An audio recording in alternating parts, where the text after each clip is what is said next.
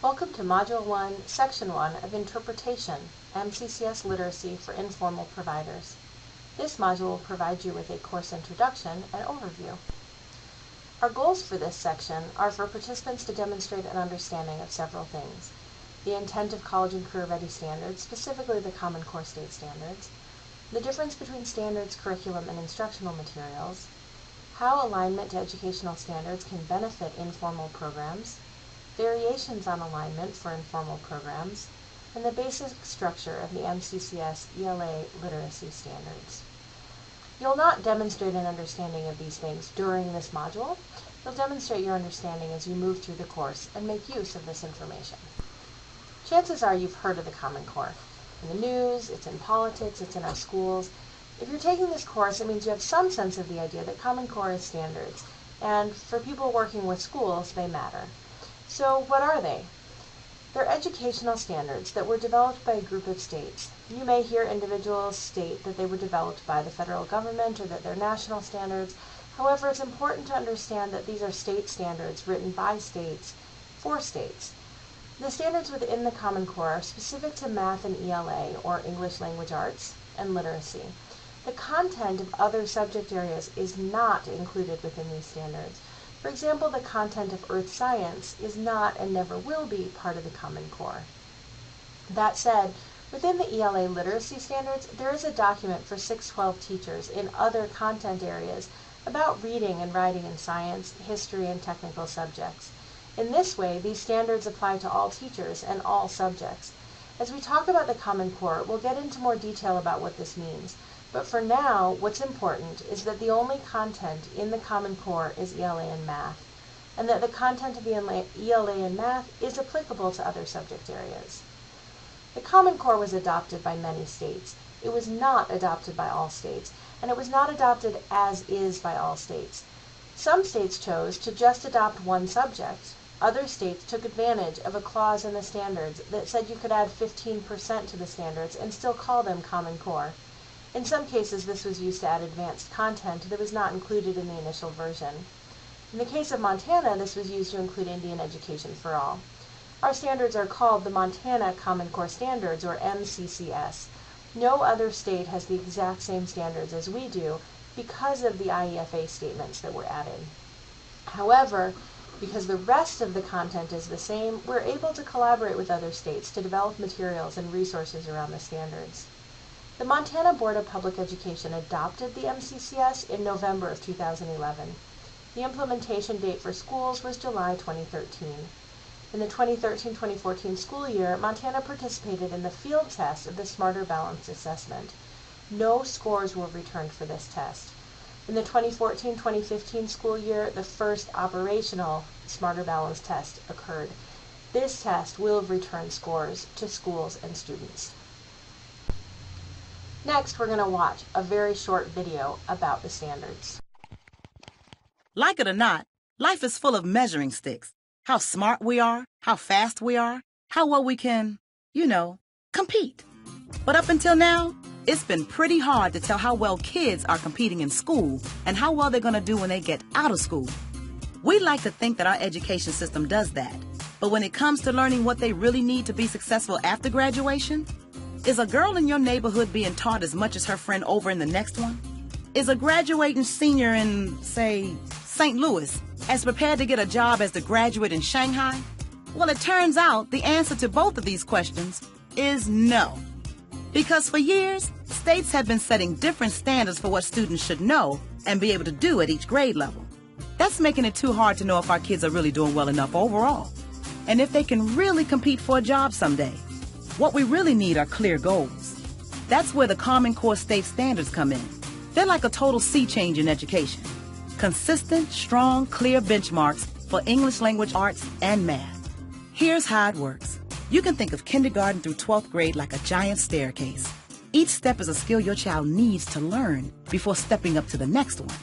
But right now, too many kids aren't really confident with like 2 plus 2 before they have to move on to 2 times 2.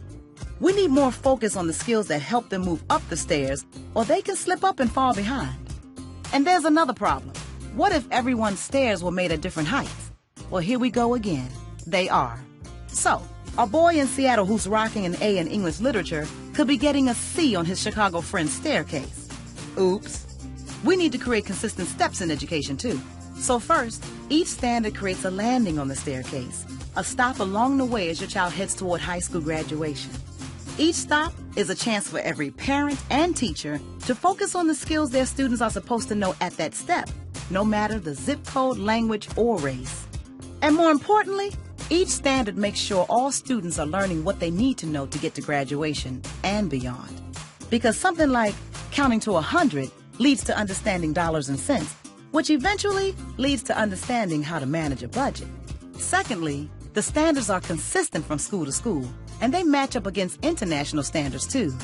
Now we know how we're doing compared to just about everyone. So even though local communities will still design their own curriculum, with the same rules, everybody can compete on the same kind of staircase. But standards aren't learning. That's why we need teachers, parents, and students to help make that happen. By working together to help kids meet these standards. The world's getting more and more competitive every day. But now, when our kids get to the top of their staircase, they can have way more options on where their life goes from there. Clear goals, confident, well-prepared students. That's the Common Core State Standards. I hope that video provided you some insight into the intent of the standards and the benefit of having standards that are written and agreed upon by multiple states. Before we get too far along here, I want to pause and talk about the definitions of a few terms that will come up during this course and in your interactions with teachers. Standards. As the video explained, standards are learning goals for what students should know and be able to do at each grade level. These goals do not specify how students should be gaining the knowledge or skills, or how the knowledge and skills should be assessed. They also don't specify what order the goals should be worked through during the year or how long should be spent on each one. They simply say what a student should know and be able to do by the end of the grade level. Curriculum. This is a term that refers to the lessons and academic content taught in a school, course, or program.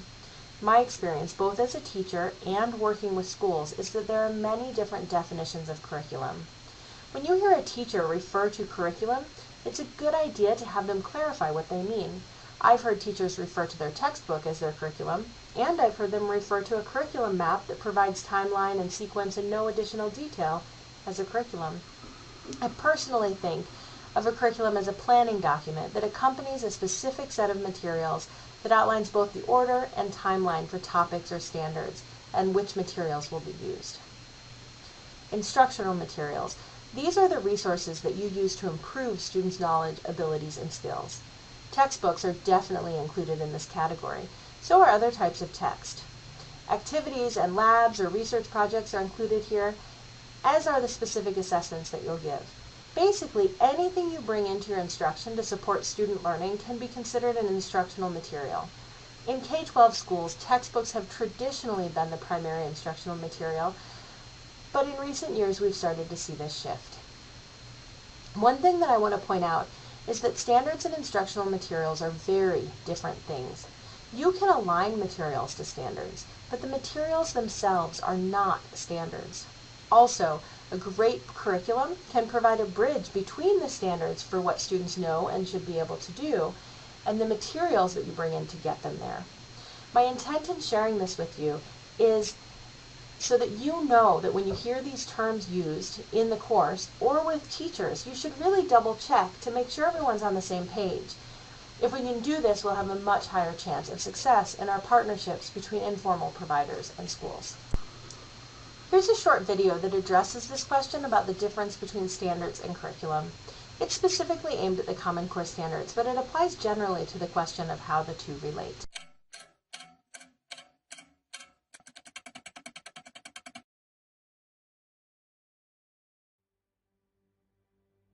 These standards do not dictate curriculum. They don't dictate how teachers should teach. They don't dictate the style of the classroom.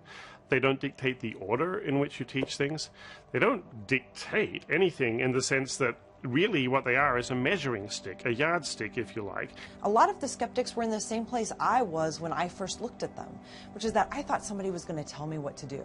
And how can anybody nobody else is in my classroom, right? So I was just afraid of that. And ultimately what I learned was that nobody was going to come in my classroom and tell me how to teach. A lot of people assume that it's content or specific things kids will learn, but they're really skills. Right? So these are the skills students will practice. These are the skills students will acquire.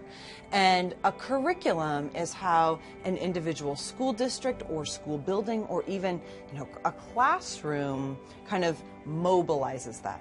Not students should be able to analyze the theme of this particular piece of literature, not that they should be able to, recite these pieces of indoctrination. It is students should be able to analyze theme. And then you as the expert, the teacher, figure out how to get there. And one of the questions that I most often answer is about this reading list that's in the appendices of the Common Core. And, I'll hear teachers say, well, this is on the reading list, right? Or I'll even field questions from parents who say, well, is my child going to read that particular book? And it's a great question because we have to remember that this list is descriptive, not prescriptive. And because it's descriptive, it gives us a place to start, right? We start to understand the kinds of texts, the kinds of complex texts that we want to put in front of our students. But again, the ones that we actually choose are the choices that we make at a local level.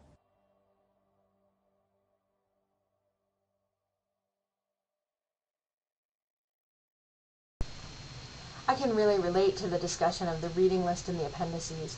When I was teaching high school physics about 10 years ago, I was asked to do a revision on the district's physics curriculum to match the new textbook that the district had adopted. Our district required a certain number of homework grades, quiz grades, test grades, and major project grades during each grading period. In the curriculum, we provided suggestions for major projects. Some teachers didn't like the project we suggested, but it was the same as that list of texts in the Common Core appendix. We were being descriptive, not prescriptive. The intent wasn't for everyone to assign the same project, but for everyone to have a project each major grading period that aligned to the science standards and was at a similar level as far as the amount of work and difficulty. This leads us really nicely to our next point, the question of why you, as an informal program provider, would want to align your materials to the academic standards. As I think of this question of why we would want to align informal programs to standards, the first couple of things that I think of all relate back to the school and the teacher. Aligning to standards provides teachers with information about where your program would fit within their curriculum. It provides justification for expenses that are related to your program. And it allows teachers to use informal providers as a resource to support their instruction. I'm sure we could come up with a lot of examples like this that tie back into the schools. But I also want to talk about the benefits to your program. I like to think of it this way. When I work with teachers, many of them say that whether they align to standards or not, they're going to teach the same stuff. Depending on the teacher and the set of standards and the alignment process, it might well be that there just are small shifts to the timeline, the focus, or the delivery, but overall the teacher is not making drastic changes to what they're doing. Even in those cases, though, the process of aligning is making positive changes for both the teacher and the student. In doing alignment, the teacher is forced to articulate what students should know and be able to do when they've completed the lesson, unit, or course. In the case of college and career-ready standards like the Common Core, this means that the teachers are able to articulate how the lesson, unit, or course is helping students along that larger path. It's amazing how much impact this has on the classroom. Think of the often used image of the student asking the math teacher, "When will I ever use this?" For me, this image calls up feelings of defeat. School is just a thing to do and a place to be for kids. But when everything you're doing ties into that bigger picture of being college and career ready, we're able to come up with much more meaningful responses to these questions. So what does that have to do with your program or organization? Many programs that provide informal education programs to schools are mission-based organizations. And much like aligning to the standards can help teachers to really identify how a lesson or a piece of homework fits into the larger mission of providing students the opportunity to be college and career ready, aligning to educational standards might help your organization to better understand how your programs support your mission. So let's use the example of a program that has a mission of promoting lifelong learning of science. When we ensure that students are able to read and interpret texts about science, which is one of the standards, we're ensuring that we are producing a next generation that's moving along the way towards that mission of lifelong learning of science. In general, the skills that are in the Common Core, like reading, writing, and speaking and listening, are deeply connected to advocacy goals. Think of the advocacy goals that our organizations tend to have: conservation, informed decision-making, connection to the land, political action. In a lot of those mission statements, as we think about those, the skills of reading, writing, speaking, and listening allow us to achieve those goals. So as you move through the modules in this course and align your programs to the MCCS standards for ELA and literacy, I encourage you to really think about how this process supports your own thinking about the mission of your organization and how your programs help to move your organization along towards that mission. Discussions of alignment can be just as confusing as discussions about what qualifies as curriculum. When people talk about aligning things, they can mean a lot of different things. So for the purpose of this course, I want to make some important points about alignment. The first one on this slide is that there are different types of alignment. And understanding about these different types of alignment becomes really important for informal programs because of the ways in which we interact with schools. The first type of alignment we'll talk about is traditional. In a traditional alignment, we're saying that everything we do in our program directly supports the standards. In a Venn diagram representing this, we can show one circle completely within the other. Nothing that we're going to talk about during our program is outside of the standards at all. It all points directly back to those standards. Sometimes we develop programs like this because our intent is to directly support teachers at a specific grade level. In Montana, I can think of a few programs that are targeted at 4th grade. And the purpose of the programs is a lot about preparing students for the 4th grade science test and supporting 4th grade teachers who feel like they need a little bit of help to get all of that science instruction in before that test. Many teachers love these programs because they can easily justify them as instructional time. They are so directly related to the standards. The second type I want to talk about is at the other end of the spectrum, and it's an extension.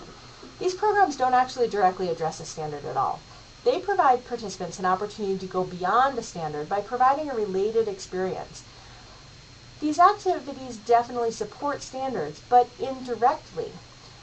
They're great for sparking interest, for providing opportunities that challenge students who are ready to go further. However, when we have programs like this, it's really important that we're clear about it. Because if we just state that we're aligned, we can run into problems with teachers who come to a program counting on you to cover some material, and you're not. You're providing an extension. The final alignment would be the middle one, the dual alignment. This is a program that directly covers some portion of the standards and extends beyond this. Many of our programs are like this. Participants leave the experience with increased skills and knowledge that relate to a standard, but they're also taking away things that go beyond that. When you do an alignment to the standards, I encourage you to think about which type of alignment it is. And in your conversations with teachers, be clear what the alignment to the standard is and or what the extension is, so that we don't have any misunderstandings. The second issue I want to talk about is one that's really about the idea of grain size. For this, we're going to use only the traditional alignment, where the entire program directly addresses the standards, but the same concept would apply to the other types of alignment. Often when we say a program is aligned to a standard, we're not even trying to claim that the program covers the entire standard, just that it covers some part of it. I like to think about this through the lens of assessment. At the end of a program, if there was an assessment on the standard, the students should be able to answer it more easily than they could before the program. But maybe only some part of the standard, or a collection of parts of the standard. Maybe your program covers the majority of a standard. However, whatever amount your program covers of a standard, it's important to be clear about that and not claim to cover the entire thing. It's also important that if we're going to claim an alignment to a standard, we're covering enough for it to be meaningful to the teacher. I think that the most important thing is that when we talk to teachers, we ensure that they know what to expect. That allows them to plan appropriate activities in the classroom to address the aspects of the standards that you're not going to cover. One of the most common things I hear from teachers when we discuss the issues that can come up with working with informal providers is that sometimes they feel shortchanged. When I explore this idea, it's most often not that they didn't love the program or the things that they got out of it. They think it was great. What they wanted was more coverage. And having an open conversation with them in advance can really help to prevent that problem and ensure that they've left enough time to cover the remainder of the content that they need to cover back in the classroom. So let's talk a little bit more about the standards themselves. The next 3 videos you'll watch will go into detail on the individual parts of the MCCS ELA and literacy standards to help you to get a deeper understanding of both the big picture and some of the detail so that you can navigate the other modules in the course. Before we dive into that, I want to give you an overview of the standards more generally. The first thing I want to share is the 3 key shifts of the MCCS. Before I go over these, I want to be very clear about the fact that these 3 shifts are not necessarily shifts in what individual teachers are doing in their classroom. There were teachers who had already incorporated these into their curriculum and instruction long before these standards were adopted. However, these shifts represent things that were not present in previous versions of the standards. This is really important because the standards are expectations for all students and all teachers. So including these 3 big idea shifts in instruction in the standards themselves ensures that all students should be getting instruction aligned to this. So here are the shifts in no particular order. The first shift is building knowledge through content-rich informational text. This is often misunderstood, and I personally like to think of this as an integration that should have been happening all along. The intent here is not to remove literature or fiction from the classroom. It's instead to add in or increase the focus on supporting informational text for the purpose of building knowledge. Once you leave K-12 and either go into career or college, think about the types of text you encounter. One of the most overwhelming things for many college freshmen is the amount of material they're expected to get just out of a textbook that's not going to be presented to them anywhere else. If they haven't had extended opportunities and support in K-12 on reading informational text to gather information in that way, they're not very well set up for success. We can also think of the recent graduate who gets a job and is handed an employee handbook, training manual, and insurance election packet. They haven't been given practice in K-12 with reading texts like these, they may really struggle to be successful at that first job. So again, the emphasis in the standards is on providing students with exposure to all of these things, the content-rich text, and that's not supposed to come at the expense of literature and fiction, but instead is a school-wide effort to increase the opportunities in all courses to interact with relevant informational texts. The second one is spotlight on text complexity and academic vocabulary. This I've seen applied sometimes in ways that don't match its intent.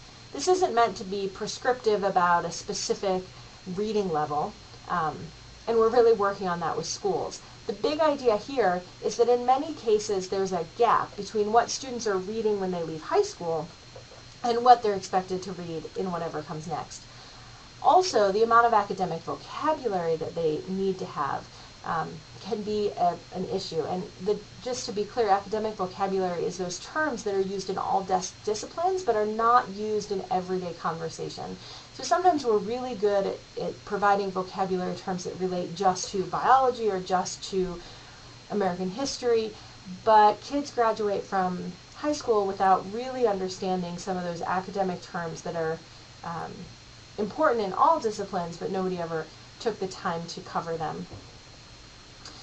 The way that the standards explicitly address this issue is by focusing on providing students exposure to a variety of complex texts, sometimes independently and sometimes with support, so that they're able to gain experience with more and more complex types of texts as they move through K-12 and they're really ready for those post-secondary, either college or career texts.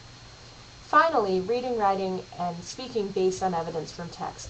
In every discipline, this is essential. It's also essential if we go back to the idea of the types of goals that mission-based organizations have. The ability of individuals to take in information, process it, and use it as evidence is pretty vital. Many of our teachers have already been asking students to do this in their classrooms, but in some cases this needs to be stepped up in order to better prepare students to do this not only in college and career, but also in their role as an active citizen. Those three shifts play out in the overall structure of the standards in a few different ways. And I love this image because it shows us not only that there are many different parts to the standards, but also that there are connections between them. At the top, in green, we see that we're looking at the Common Core ELA standards. The next level down, in purple, we see that we're looking at 4 areas within that. These are called strands: reading, writing, speaking and listening, and language conventions. In this course, we'll not be looking in detail at the language conventions. The next layer down in beige are not official sections within the standards, they're just one person's representation of the types of things that are addressed within that. For example, in reading all the way from K through 12, there's a distinction between literature and informational text. In grades 6 through 12, this occurs not only in the ELA classroom, but also through a set of standards for teachers in other content areas. This separate set of standards for 6-12 is shown in blue at the bottom as content area literacy. If you work with students that are in that 6 to 12 age grade, this will be the set of standards that you'll be looking at for your alignment. If you work with K6 students, you'll be looking at the portions of the grade level standards that address informational text and relevant types of writing. The speaking and listening standards are not addressed in that special content area literacy section. We will be addressing them though in this class because they're very relevant to the types of activities that we use so often in an informal environment.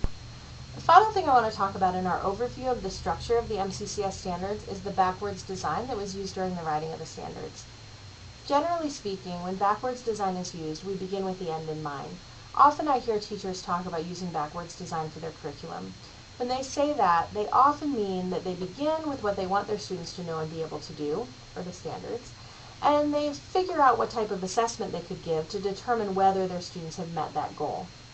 Then they look at the specific activities they'll be using in the classroom. In the case of the Common Core standards, the backwards design idea is similar but a little bit different.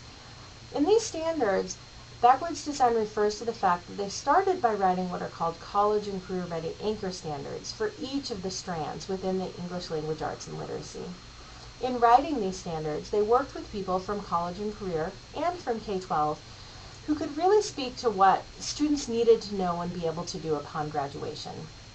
These statements are the anchor standards. They then took each one of these anchor standards and essentially traced it back through the grade levels to kindergarten. For some teachers, this has been a bit uncomfortable. In the past, we planned our early grade standards and curriculum first based on where students were when they entered the school system and built up from there to graduation. But what we found was that there was a huge gap between graduation and what came next. In the long run, this backwards design will help close that gap at graduation, reduce remediation rates, etc. In the short term, there are some teachers, especially in the early grades, who will have a bit of a transition as we figure out how to adjust to a little bit of a shift in the expectation of what children can do at the end of their grade level. The great thing about the way they did the backwards design is that it ensures something called vertical alignment. For any given standard, we're able to quickly and easily look at the progression from K through 12. This allows teachers to collaborate, share resources, and avoid reteaching material that students have already mastered. Anchor Standard R1 is about reading closely and citing textual evidence at every grade level. In the early grades, students are expected to do this at a very different level than upon graduation, but the basic skill is consistent throughout. In this course, when we refer to standards, we'll always be referring to that anchor standard. You'll likely, though, find it useful to be using the standards for your work that are most appropriate for the grade level that you work with. Because of the vertical alignment and the backwards design, it'll be easy for you to go back and forth between the language of the anchor standard we reference and the specific expectation at the grade level that you're planning for. If you're taking this course for UM credits, you'll need to complete all the modules. But if you're taking the course for OPI renewals only, you'll receive those units based on the number of modules you complete. The only required modules are Module 1 and the final reflection. The modules are grouped based on the subcategories or subgroups within the different strands. For example, in the strand of reading, the first subcategory is key ideas and details, and this category contains 3 standards. Each subcategory has its own module in this course. There are 3 modules for reading, 3 for writing, and 2 for speaking and listening. There is an additional subcategory for reading and writing that's not addressed with a separate unit. That's the range of reading and range of writing standard. We've chosen not to address this with a separate module for this course because these standards are intended to be addressed over longer periods of time. Participation in your program should be a part of that. However, unless you're looking at alignment for extended programs, you wouldn't be aligning to this. As a side note, if you are looking at alignment for an extended program and think you would want more information about this, please let us know. Your next step in this module will be to watch the overview videos for reading, writing, and speaking and listening, after which you'll complete an activity intended to help you become familiar with the content of the standards.